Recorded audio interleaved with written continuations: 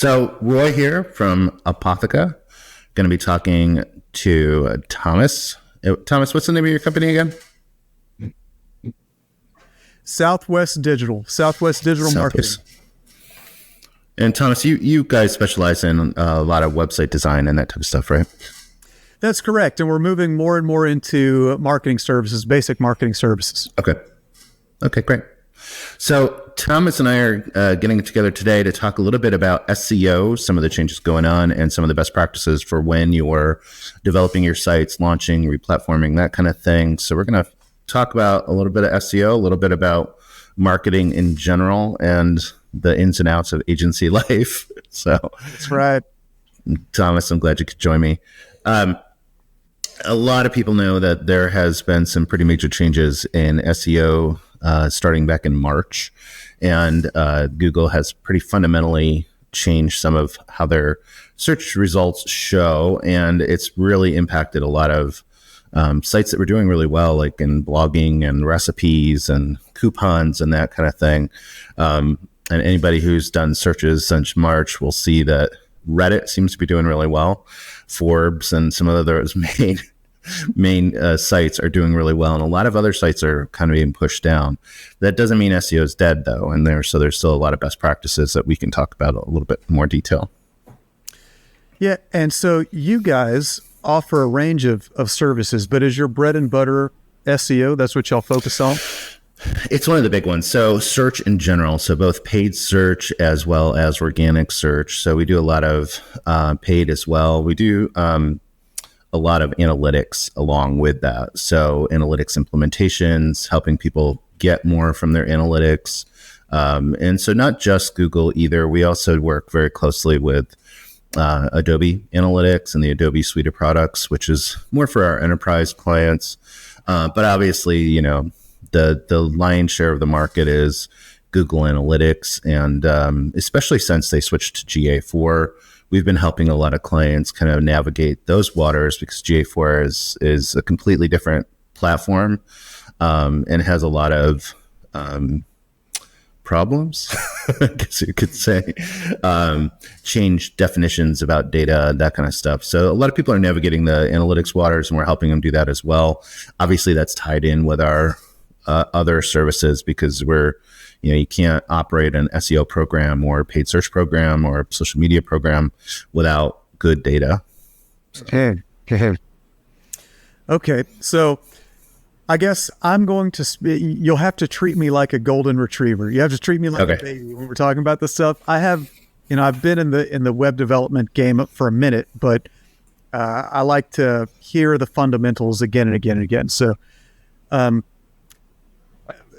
considering that my clients and even me myself, we're businesses. Yep. Tell me why SEO is a good investment for a business. And specifically, I'm a marketing agency, that's fine, but my primary clients right now are bookkeepers.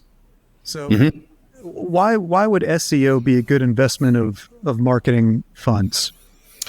Well, I mean, essentially it's free, right? It's not really free, but because you do have to make an investment in your ongoing SEO program and developing content and making sure that your site and whatnot is optimized for SEO. But SEO has really expanded. Our concept of SEO is expanded. So it used to be, how do you show up on Google, right?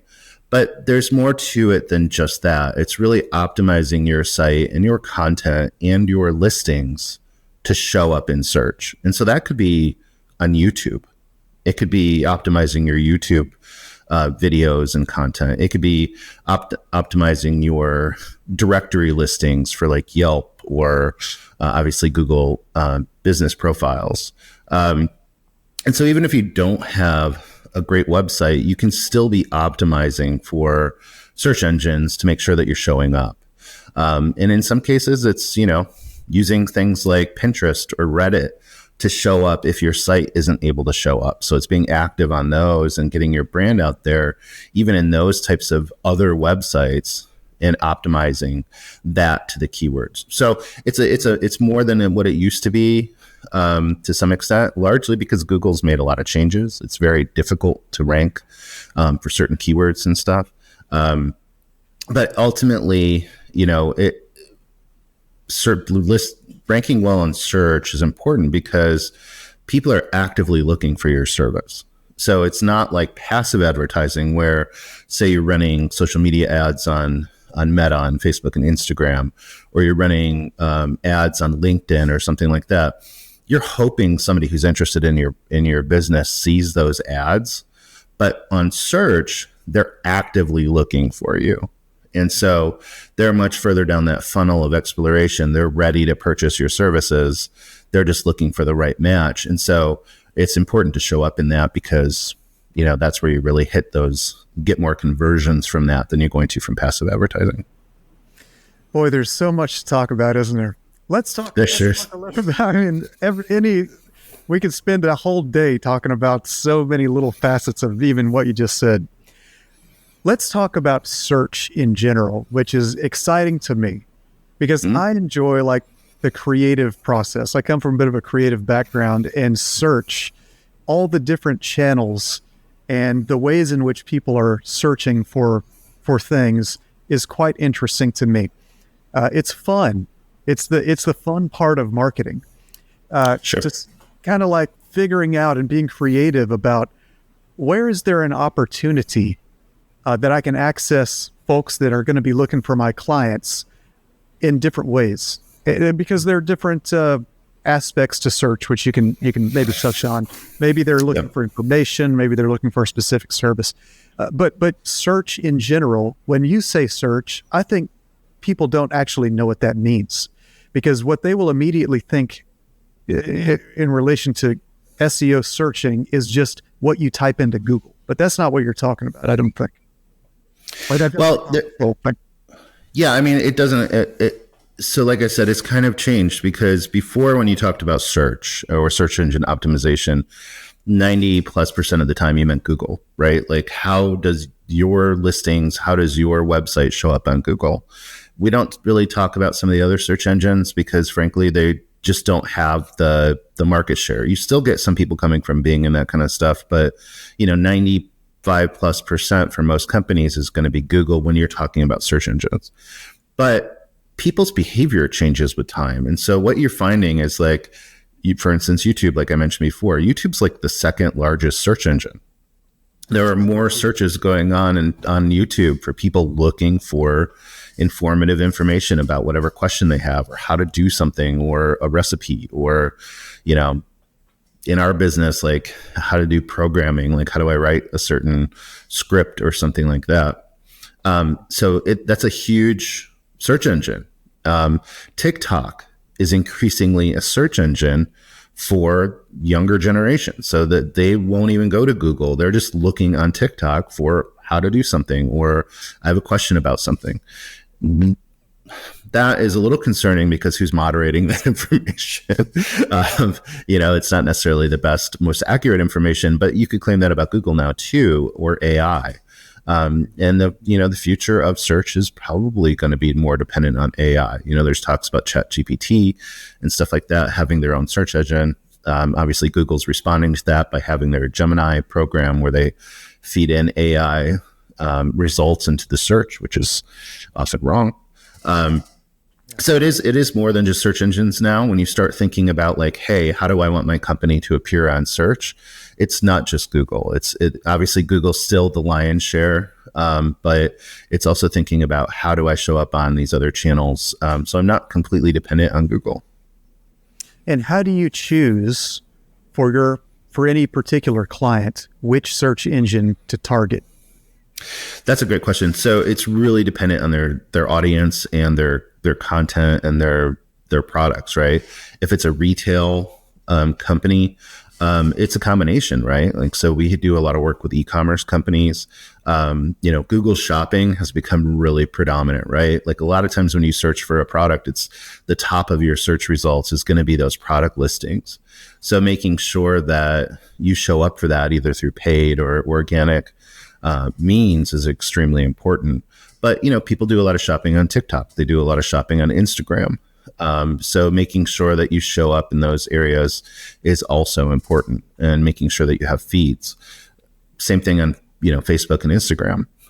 If you're a retailer, you should be putting your products out into the Facebook marketplace, the meta universe, of getting your products in front of people through those channels. So it's a combination, and it really depends on budget, depends on the products that they have. If it's something that appeals to a younger demographic, you might focus more on TikTok. But, again, you still want to appear on Google as much as possible, but it is more increasingly difficult depending on the products that you sell to make sure that you're ranking high for those. Interesting. And how does the investment in search compare to running paid ads for those types of clients? It's not necessarily about the investment, because there is a synergy between paid and organic ads. And we've actually done in the past testing on this, so that if you are, for instance, appearing in the paid search as well as have a good listing in organic, you're exponentially more likely to get clicks on your organic listing. People use it as a confirmation that this is a valid site. I've seen it twice now on the same search engine results page, and I'm going to more than likely click on the organic listing.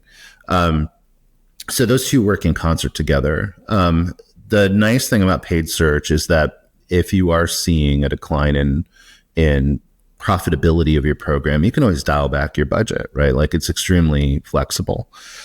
It does take time with an investment in organic search and SEO to see results. It might be 6 months, it might be a year. So it's not those fast results that a lot of people want or expect. They're like, hey, we started doing SEO with you.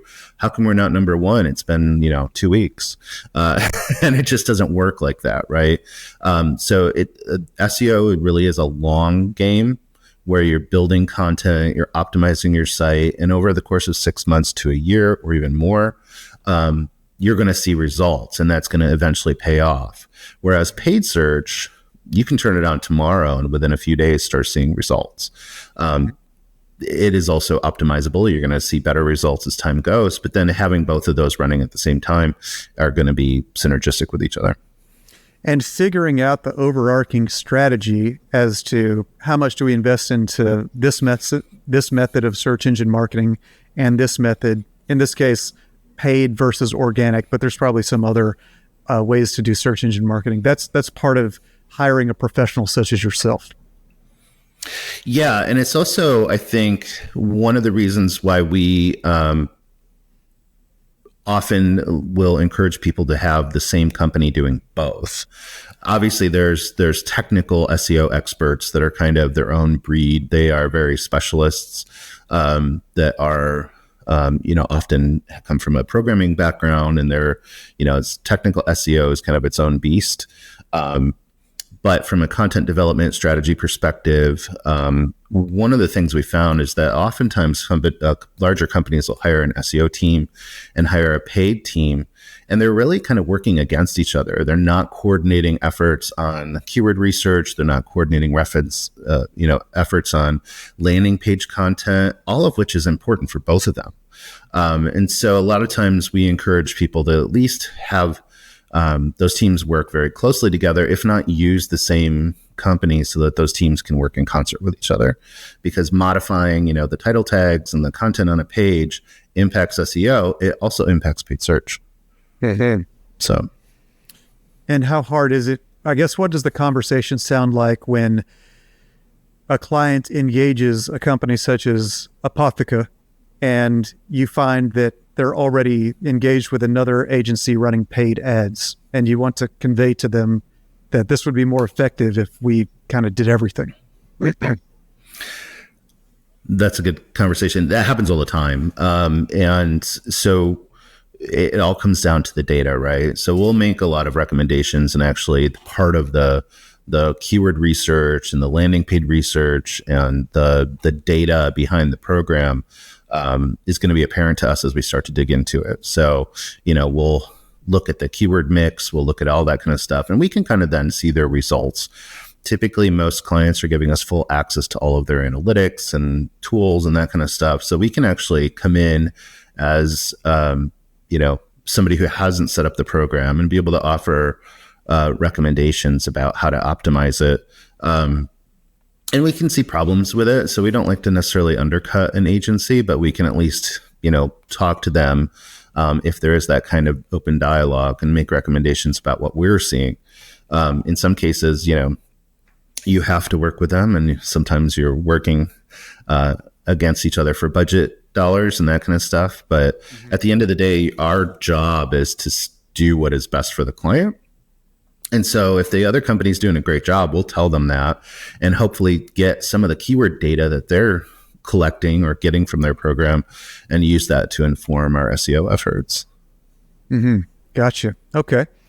And the data that you and the results that your combined team achieves for the client, you'd mentioned that part of what you guys specialize in is reporting and utilizing analytics. Or maybe I got that wrong.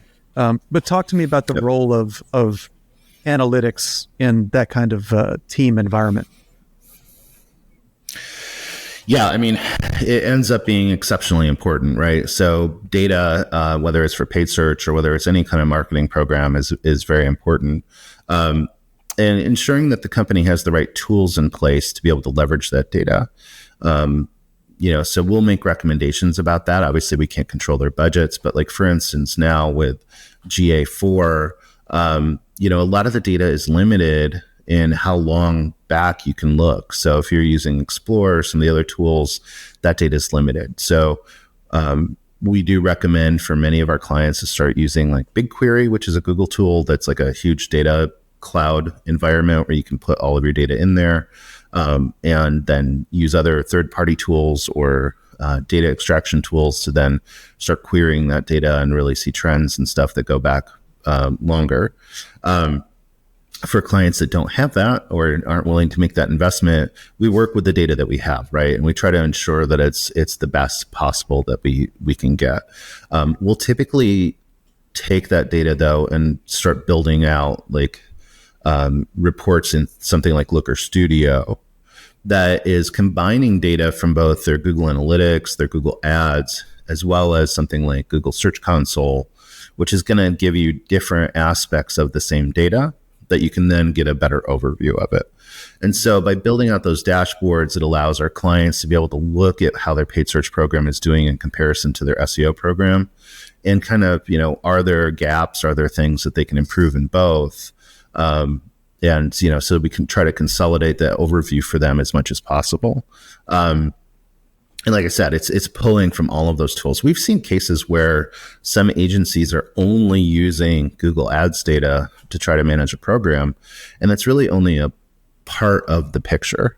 And it's I don't know how they would optimize their program very well only having that data and not using the more whole data that they're seeing from other programs. Mm-hmm, mm-hmm. Let's bring it back to a client's perspective, right? Sure. Maybe I guess, what is the average size? I don't know if you're comfortable saying this, but like sure. the size of companies that you guys like to work with. Because right now, for me, I typically am with smaller businesses, right? So I guess what is the difference in the way that a mid-sized business should look at SEO and bringing on a team that's going to have your level of expertise versus someone who's maybe more in the beginning stages of their business, or a landscaping company or something that's just never used SEO before? And I'm happy to clarify that question if it wasn't clear. And maybe that was sure. a bit of a ramble. No, I think I get the idea. So the approach is similar. And to answer your question, so we work with companies of all different sizes. So we have a lot of mom and pops. We work with startups. We've worked with quite a number of startups that have zero budget, that are just launching products or medical devices or, a brand new product. So we work a lot with those. We also work with mom and pop companies and everything from, mortgage companies to landscaping companies, that kind of stuff. But we also have much larger enterprise clients. So, that are in the hundreds of millions in revenue per year. those are dramatically different programs, but not from the essence of what is best practice. It's more, what is your budget going to accommodate? Is there stuff you can do yourself, what you're comfortable doing yourself? Mm-hmm. So can we provide recommendations to you about best practices for content development? Mm-hmm. If you don't want to hire us to do your blogging and to create content for your site because you can't afford that, then we can provide at least a roadmap for how you should be doing it. And if you're comfortable creating that content yourself, then here's how you do it and implement it and optimize it. So we can at least with those smaller companies say, here's how you should be doing it. Here's our recommendations. Here's the services we can offer that are within your budget over the course of 6 months to a year. Mm-hmm. For larger companies, because, we have retail companies that we work with that have literally millions of pages on their website.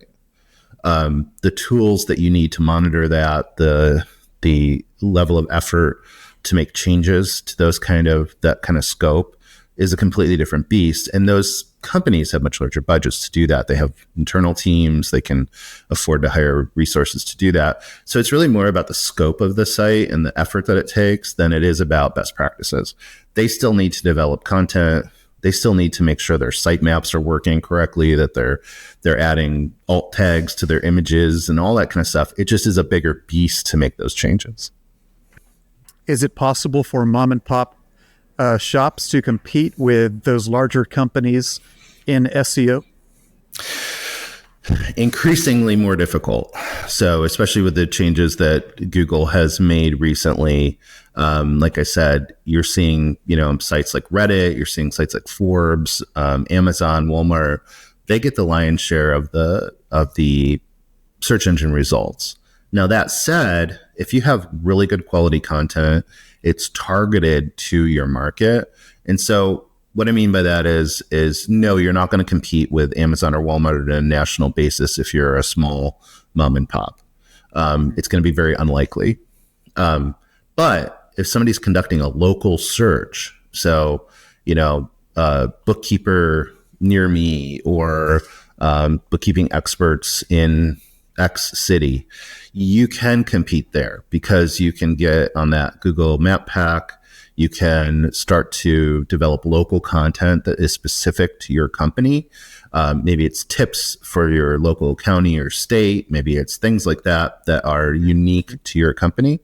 And you can start ranking for that. You're not going to compete on the national level. Interesting. How about content competing on a platform like YouTube or TikTok? Is it possible, or is that an opportunity for smaller mom and pop organizations to compete? It's absolutely an opportunity because if you're producing good content that's interesting, it can take off like crazy. And you can still see and it is increasingly more difficult on YouTube and TikTok because you do have people with millions and millions of followers and they have just huge levels of engagement. So the barrier to entry is a little bit higher than it used to be 15 years ago or 10 years ago. But it is absolutely still possible. And you can see, we've had clients, for instance, that were lawyers that started producing, videos about tips and whatnot for their various legal areas. And those can take off like crazy because it's information that is, one, very interesting for a lot of people, but also it's very specific to their practice or their locality. Like Florida law is different than New York, so it is possible for them to take off. We've had air conditioning clients, for instance, that will show tips and tricks about how to fix your air conditioning or common problems, and those can become viral. So it is possible. You just have to, it's much like content on your website. If it's good, informative, well-done content, you can absolutely start ranking for it. But it takes work. Mm-hmm. Yes, it does take work. And it's something that I think a lot of, in a certain way to me, the content creation like that is a big opportunity because so many folks just won't do it for who knows why. Like they don't think that they are going to be, presentable on camera or something like that. But I guess I've always thought that the content creation in combination with AI tools that are coming out now would supply the blog posts and the information, the static information that would be presented on a company's website. Do you see that much? So, for example, a YouTube video is created by one of these clients, and then they extract a transcript, run it through ChatGPT, tell it to make a blog post out of that, and then that is now a new blog post on their site. Yeah, I mean, it's possible. We don't recommend doing that. If you are not a great writer, it can definitely help you get something created, but then we highly recommend going through and heavily editing it for tone of voice, make sure that it's saying what you want to say, that kind of thing. So we definitely don't recommend using AI to just develop content out of the blue, right? Like, don't give it a prompt to say, hey, write an article about bookkeeping or something, and whatever that prompt is, because it is pulling from other content, right? Like, that's how those engines work. So it might be restating facts. It might be restating incorrect facts, all of that kind of stuff. If you have base content that is yours, like a video transcript, and try to then get it to help consolidate that and clean it up, as long as it's not changing the content and the facts and stuff like that, it gives you a good baseline to work from. But it still takes human intervention to really create something unique. Google's made it really clear that they don't want just kind of a reiteration of the content that's already on other people's sites. And so even if you're doing a blog or a video that is kind of a common theme, they're looking for something unique that your experience or your company can bring to that content, whether it's statistics or whether it's something that's unique. That is going to help you rank by having something that isn't just like every other 5,000 blogs about that topic. I see. Even this morning, and in addition to now competing with all of the information on websites all over, you're now competing with the AI generation, both in Google. What's it called? The generative Gemini. Yeah, right. That and ChatGPT and everything else. Mm-hmm. Just this morning, my dad, we needed to look something up, and we didn't go to Google. We went to ChatGPT. How do you see that? I guess now competition with something like ChatGPT affecting the search engine marketing game? Well, it's definitely going to impact it. The interesting thing is that there are people purposely spiking the data, knowing that ChatGPT and other AI processors like that are going to pick up on it, which can make your results very interesting. And the data. What do you mean? With wrong information, to purposely do that just so that the AI will get that. How do they do that? By adding blogs and stuff that are just blatantly wrong. A good example was something in Google's Gemini AI results at the search. Somebody put in a search that was like how to make like an Alfredo sauce or something like that. And it said something about you can add glue to make it thicker. Mm-hmm. And then there was something about a pizza recipe and adding gasoline to it to spice it up or something. So people are purposely effing with the system. And they do that just by finding some particular subject and creating a huge amount of content on the internet, which then gets referenced by ChatGPT, which is erroneous. And potentially, if you created enough articles about Apotheca, then maybe they search for something about search engine marketing and your company comes up. Yep, exactly.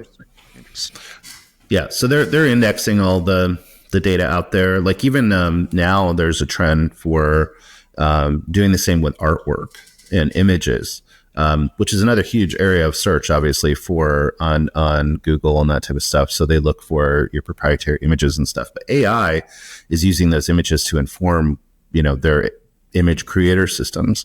And there's tools now in the market to kind of spike those as well, where you can actually have a photo or whatever that's yours. So you're putting misinformation, embedding it in the file. You're embedding the title with misinformation so that the AI systems are going to get wrong what that image is about. So It's going to be an ongoing battle, I think, with AI. We use AI all the time. We use ChatGPT all the time. I think it's going to be an evolving market, but it's one of those things that I think some people initially were like, "Hey, we can produce thousands of articles very quickly about certain topics," right? And so what they were doing is creating just hundreds and literally thousands of articles for their websites, and they were ranking for it.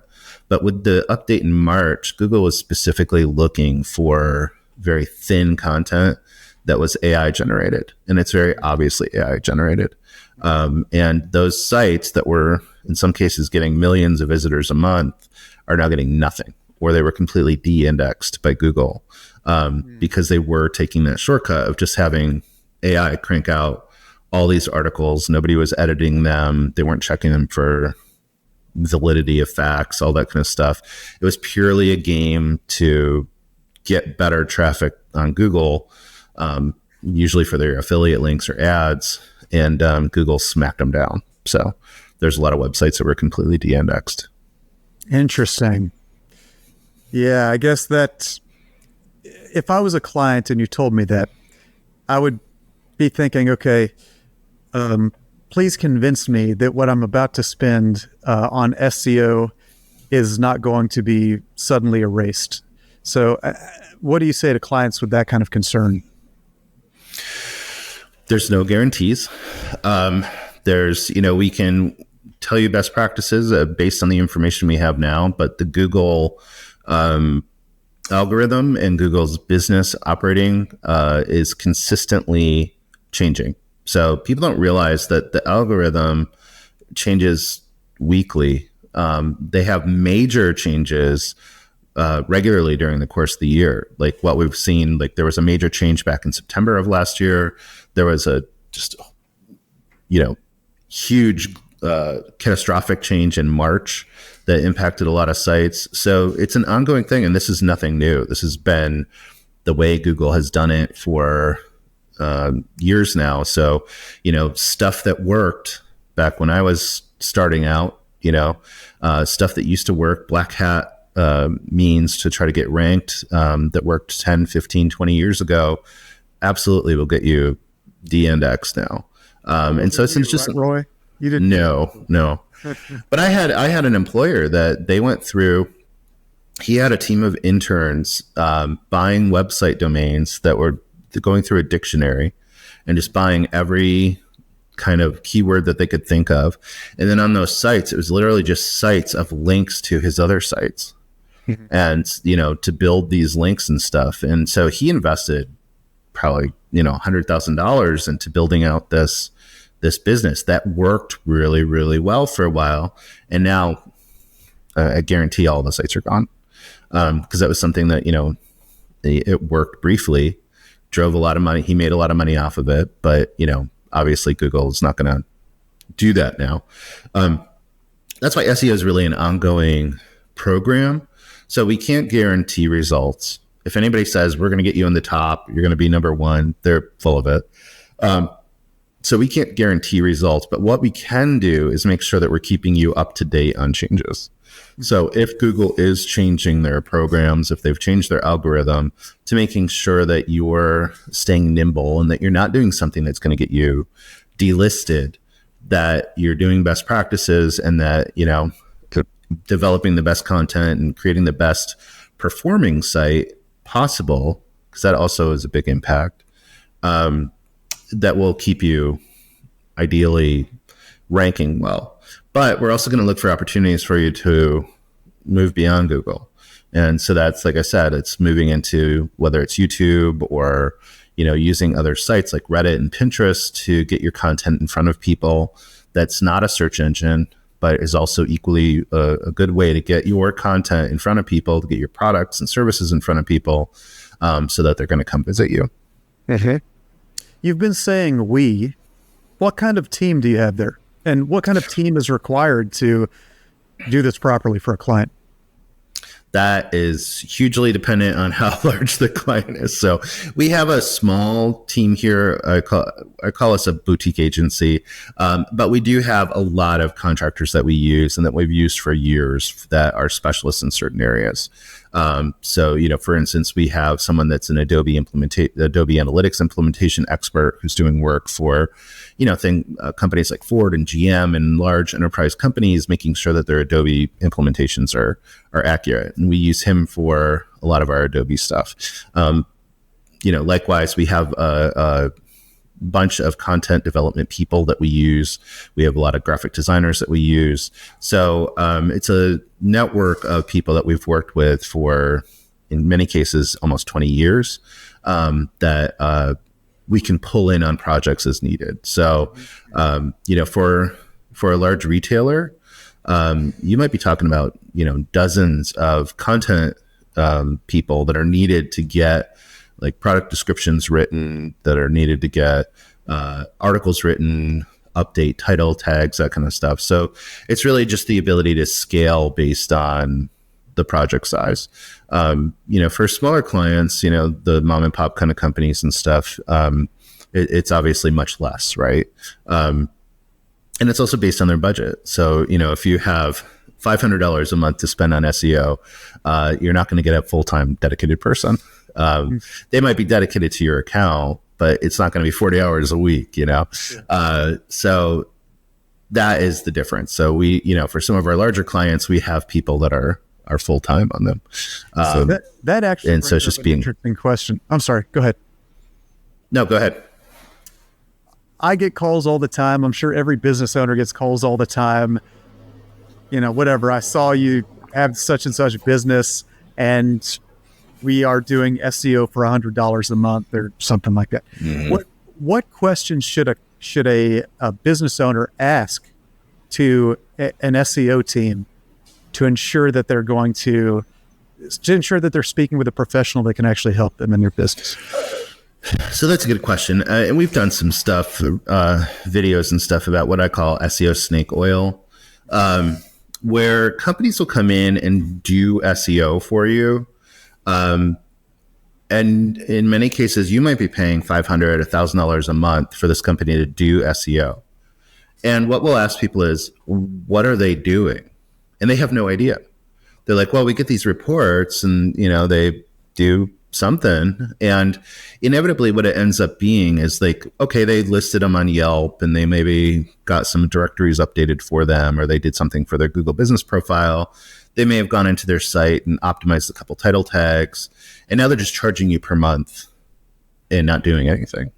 Mm-hmm. And so it's a huge waste of money for companies, and it's a huge stain on the industry for companies that do that. Mm-hmm. And so what we tell people is, are they developing content for you?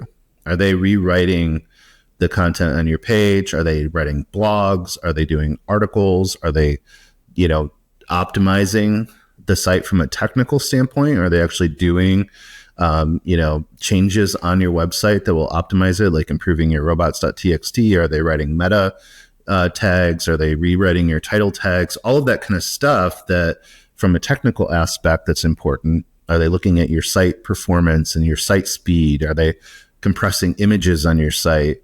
All the technical stuff. But also, like, are they actually developing content? Because Google wants content.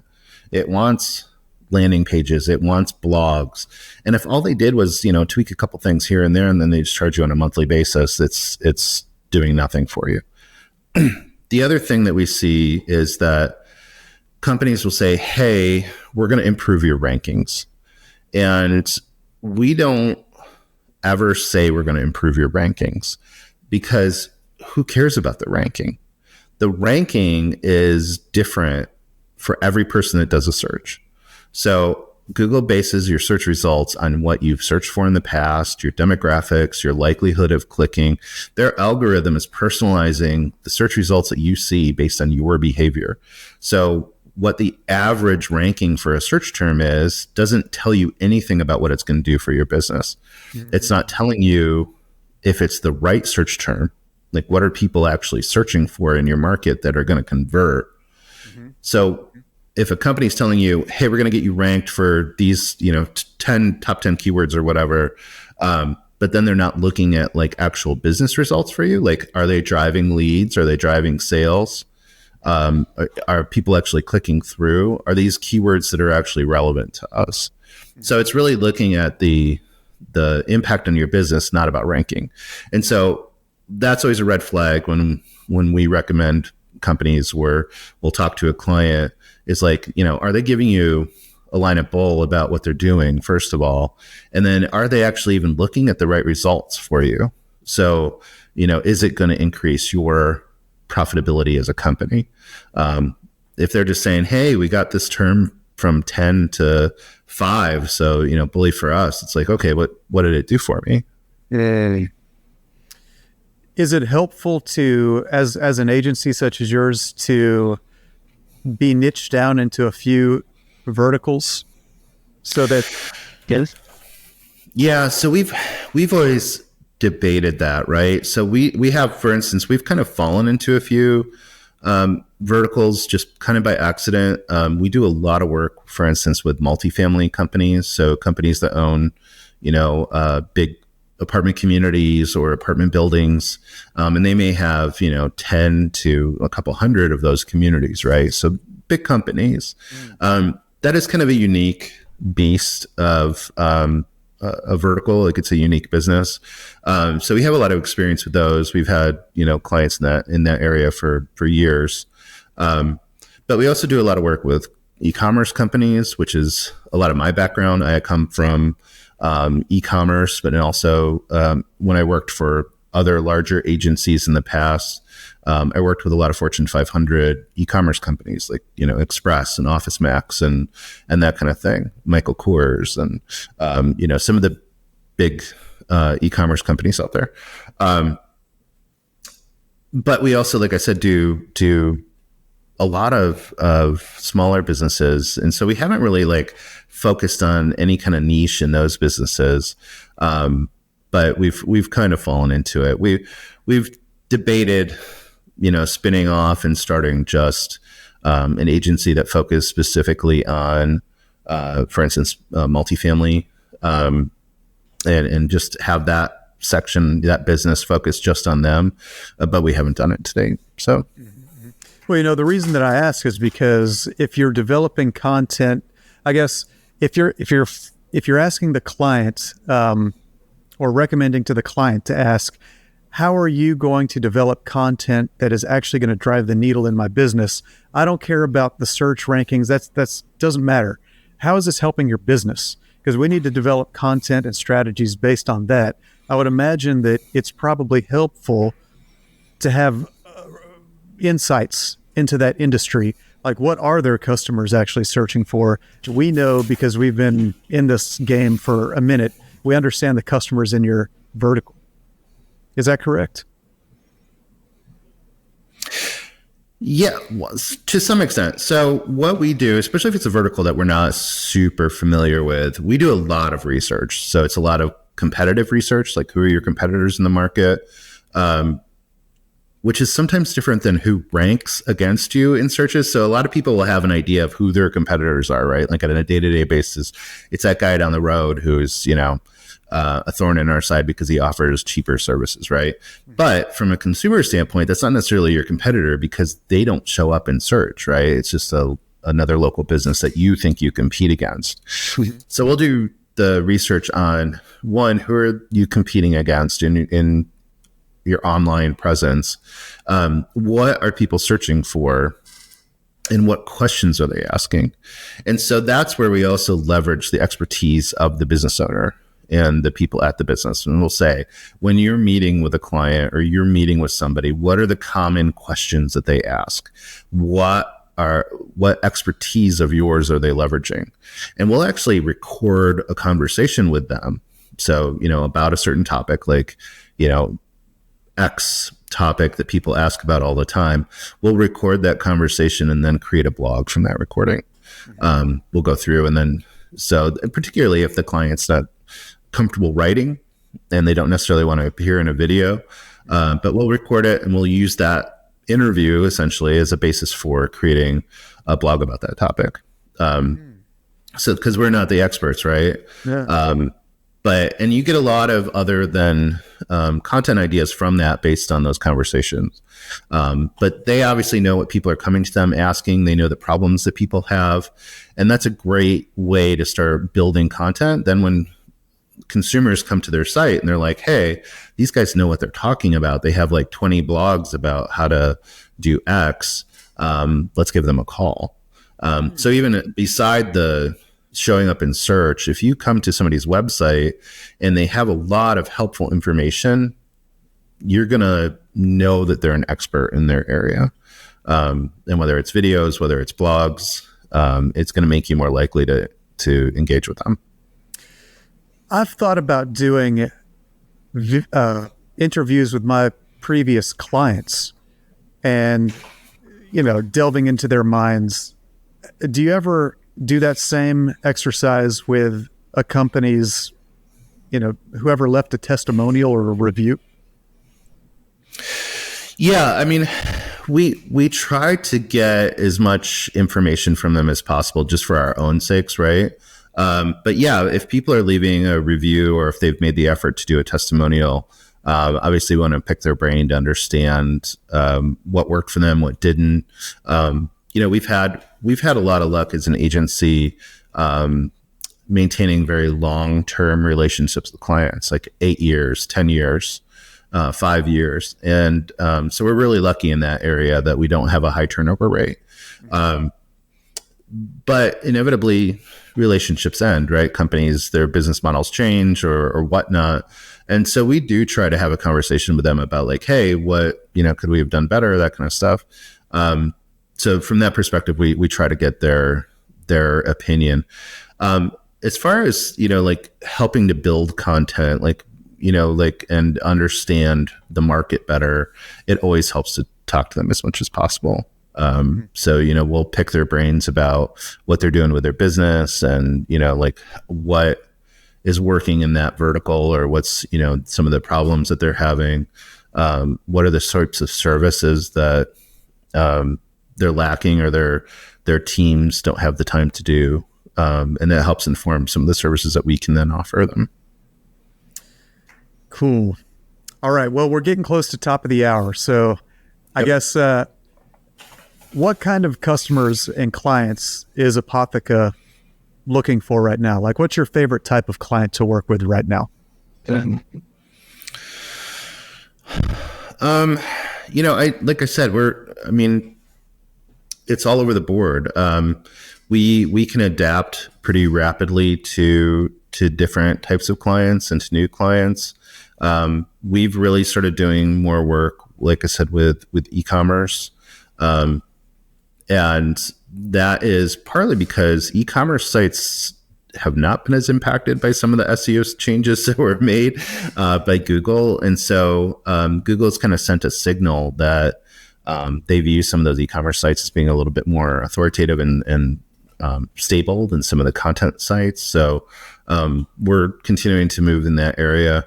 But one of the things that we're doing is really working with a lot of companies that have had a bad experience with other agencies. It's those people that sold them SEO programs that didn't work.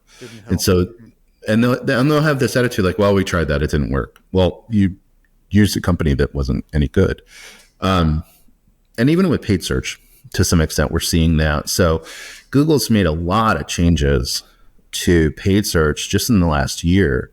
And so tactics and best practices that were working 5 years ago or even 2 years ago are really not the case anymore. And so a lot of big agencies haven't kept up to speed on those changes. They just have like this route program that they go in, and these are the things that we do. We set it up like this. We set up your program like this. And we're like, yeah, that's not working anymore. Google's really changing how they're doing it. So even in that perspective, we can come in and kind of say, hey, that worked 2 years ago, but it just doesn't work that way anymore. Like for instance, in paid search, there's the concept of phrase match and broad match for your keywords, right? And Google's basically still serving up broad match now, even if you're telling it to use phrase match. And so like, it's that kind of stuff that a lot of agencies aren't even aware of that. Because Google's just like, hey, our algorithm is smarter than you. So we're going to use our algorithm really, whether you like it or not. We know what you Yeah. We have all your data. We look at your email. We look at your search history. We know what's going on. So it's creepy, but yeah. So we'll, try to stay on top of that kind of stuff so that we can communicate that to clients as much as possible. Okay. Hey, Roy, in the few minutes we have left, can we play a little game? Let's just say I am a bookkeeping client.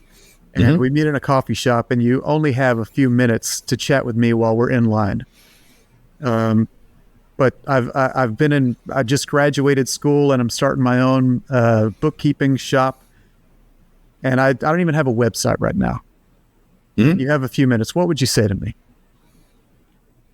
I would try to I would say who are your ideal clients? Where do they live? Like where do they spend time online? Are they looking for services like you so that you need to show up in a map pack? Or are they on LinkedIn? Are they, using Facebook and Instagram? So